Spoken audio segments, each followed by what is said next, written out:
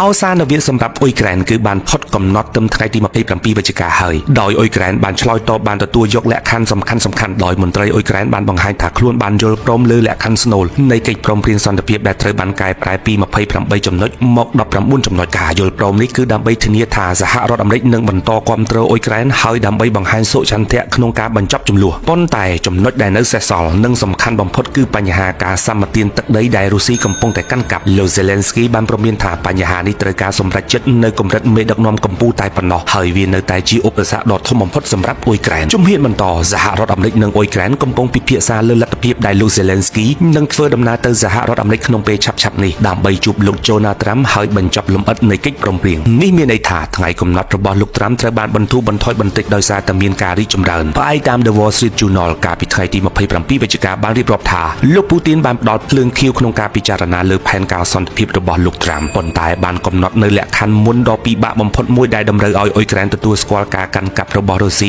លើទឹកដីទាំងនោះព្រមទាំងមានការទាមទារឲ្យកងទ័ពអ៊ុយក្រែនដកចេញពីទឹកដីដែលរុស្ស៊ីបានបញ្ចូលជាផ្លូវការដូចជាតំបន់ Donetsk, Luhansk, Kherson, Zaporizhzhia និងឧបទ្វីបគ្រីមេជាដើមការទាមទារនេះគឺជាឧបសគ្គដ៏ធំចំពោះសន្តិភាពព្រោះអ៊ុយក្រែនមិនអាចទទួលយកការបាត់បង់ទឹកដីបានឡើយជាមួយគ្នានេះវិមានក្រំឡាំងបានទទូចលើការធានាដែលមានកាតព្វកិច្ចផ្នែកច្បាប់ថាអ៊ុយក្រែននឹងមិនចូលរួមជាមួយ NATO និងការរឹតបន្តឹងលើសមត្ថភាពយោធារបស់ទីក្រុងគីវទៀតនោះទេបច្ចុប្បន្នរុស្ស៊ីគ្រប់គ្រងប្រហែល 20% នៃទឹកដីអ៊ុយក្រែនដែលមានផ្ទៃក្រឡាប្រមាណ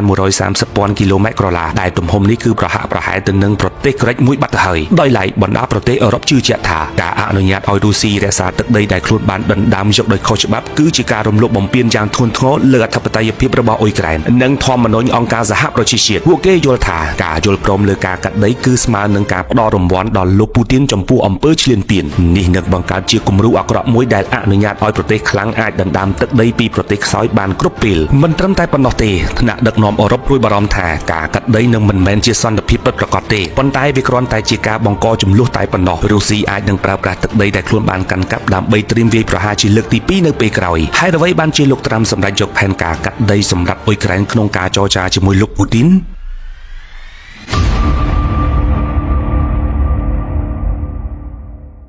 ជំនាញផលិតមាតិកាចម្រុះដែលមិនអាចមើលរំលងវគ្គពិសេសសម្រាប់ប្រិយមិត្តដែលស្រឡាញ់និងចូលចិត្តបង្ហាញចំណាប់អារម្មណ៍លើបណ្ដាញសង្គមដោយចាប់ផ្ដើមចេញពីថ្ងៃនេះតទៅជាមួយកញ្ចប់តម្លៃពិសេសប្រិយមិត្តនឹងទទួលបានការបង្កើតខ្លឹមសារដ៏សំខាន់មួយជារបស់ខ្លួន